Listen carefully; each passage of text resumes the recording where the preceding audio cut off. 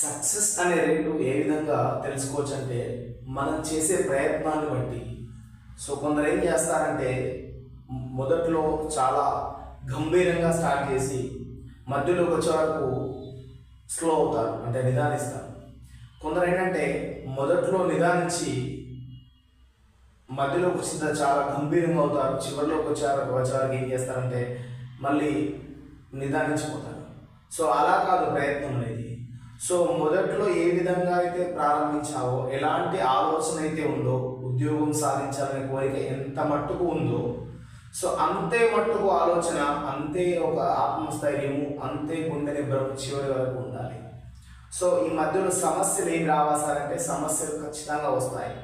సమస్యలు రాకుండా సక్సెస్ అనేది రాదు, గుర్తుపెట్టుకోండి. సమస్య అనేది కంపల్సరిగా మీకు తారసపడుతుంది. దాన్ని చూసినప్పుడు ఏం చేయాలంటే, సమస్యలు మీకు వస్తున్నాయి అంటే మీరు సక్సెస్ వైపు ప్రయత్నిస్తున్నారు అని అర్థం.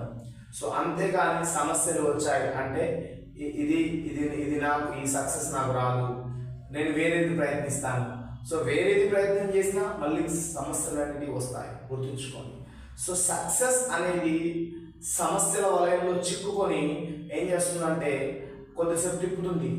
సో ఎంతవరకు తిప్పుతుందంటే మనల్ని ఒకలాంటి దాని ఏమంటారు, మన నెగిటివ్ ఫీలింగ్లో తీసుకెళ్ళి తర్వాత ఏం చేస్తుందంటే సక్సెస్ యొక్క టేస్ట్ చూపిస్తుంది.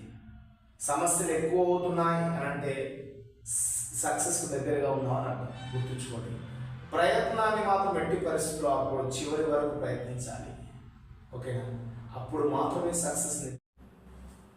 హాయ్ స్టూడెంట్స్, నేను మీ నరసింహ సార్. సో మీకు ఒక మంచి మోటివేషన్ క్లాస్ చెప్తాను నేను. ఓటమి గెలుపును పునాది. సో ఇది ఒక దాని ఏమంటారు, మనకు కొటేషన్. ఓటమి గెలుపును పునాది. నేను వివేకానంద గారి కొటేషన్స్ను కొంచెం మార్చి నా యొక్క వాట్సాప్ స్టేటస్లో పెడుతుంటాను, పిల్లలకు అర్థమయ్యే రీతిలో. సో కొన్నిసార్లు నా లైఫ్లో జరిగిన సంఘటనలు మార్చి, అంటే మీకు అర్థమయ్యే విధానంలో నేను చూసిన వాటిని, నేను విన్న వాటిని ఏం చేస్తానంటే మార్చి పెడుతుంటాను. యాక్చువల్గా ఓటమి గెలుపునకు పునాది. యాక్చువల్గా ఏంటి సార్, ఓడిపోయినోడు ఎలా గెలుస్తాడు యాక్చువల్గా అని చెప్పేసి అడుగుతారు. మీరు ఎవరి లైఫ్ అయినా తీసుకోండి, ఈవెన్ అబ్దుల్ కలాం లైఫ్ కానివ్వండి, ఓకేనా? సో మన భారతదేశానికి స్వతంత్రం రావడానికి ఎన్నో యుద్ధాల్లో మనం ఓడిపోయాం. యాక్చువల్గా ఎన్నోసార్లు ప్రయత్నించి ఓకేనా, చాలాసార్లు ఓకేనా యుద్ధం చేసి, ఎవరితో ఆంగ్లేయులతో యుద్ధం చేసి, ప్రజలు యుద్ధం చేసి ఓడిపోయి ఏం చేశారు, చివరికి 1947లో భారతదేశానికి స్వతంత్రం వచ్చిందా లేదా, ఓకేనా? సో అబ్దుల్ కలాం గారు తను ఫస్ట్ శాటిలైట్ లాంచ్ చేసినప్పుడు ఎన్నో అవమానాలు, అది ఫెయిల్ అవుతాయి, భారతదేశానికి అంత సినిమా లేదు, ప్రయత్నించడం వేస్ట్ అని చెప్పేసి. ఈరోజు ప్రపంచాన్ని శాసించే స్థాయికి మనం వెళ్ళామా లేమా, గుర్తుంచుకోండి, ఓకేనా? ఓటమి అనేది గెలుపుకు పునాది. నువ్వు ఎక్కడ ఓడిపోయావో, నువ్వు ఎక్కడ పోగొట్టుకున్నావో అక్కడ వెతుక్కోవడం అనేది చాలా ఇంపార్టెంట్, గుర్తుంచుకోండి. నీ ఓటమి అనేది నీ గెలుపుని డిసైడ్ చేస్తుంది, గుర్తుపెట్టుకోండి, ఓకేనా? ఒకేసారి చిట్క వేయగానే సక్సెస్ రాదు. Hard works gives you success. Success ఇవ్వడానికి మెయిన్ ఇంపార్టెంట్ అంటే హార్డ్ వర్క్. ఈరోజు జనరేషన్లో ఈరోజు యువతలు లోపించిందంటే they are living in social మీడియాలో దాన్ని ఏమంటారు 24 hours వింటూ సోషల్ మీడియాని ఆఫ్ చేసుకొని హార్డ్ వర్క్ అనే ఒక ఆయుధాన్ని వదిలేశారు. అందుకోసమే వారి జీవితం వారికి నచ్చినట్టు ఉండట్లేదు. ఒకప్పుడు సోషల్ మీడియా లేదు, ఓకేనా? ఇప్పుడు సోషల్ మీడియాలో అన్ని నేర్చుకోవచ్చు, ఓకేనా? మీరు స్థాయికి వెళ్ళిన తర్వాత మీకు అవసరం ఏదైతే ఉందో సోషల్ మీడియా నుండి తీసుకోండి, అవసరం లేదు సోషల్ మీడియా జోలికి వెళ్ళకండి, ఓకేనా? ఒక అబ్దుల్ కలాం కానీ భారతదేశానికి స్వతంత్రం రావడానికి 1947 ఉండండి అని ఏమంటారు. 1947లో మనకి స్వతంత్రం ఏ విధంగా వచ్చింది ఒక ఎగ్జాంపుల్ చెప్పాను. పివి సింధు మీకు తెలుసు, ఓకేనా, ప్లేయర్. సో తను ఎన్నో ఓటములు చెందిన తర్వాత, ఓకేనా, సో ఒక మంచి అవార్డు అందుకుంది, ఓకేనా, ఒక మంచి టైటిల్ విజయాన్ని సాధించింది. ఓడిపోతేనే నీకు గెలుపు విలువ తెలుస్తుంది.